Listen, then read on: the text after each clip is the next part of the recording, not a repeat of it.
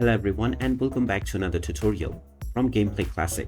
In this video, I'm going to show you how you can use a promo code on the Disney Speedstorm game. So let's get started right away.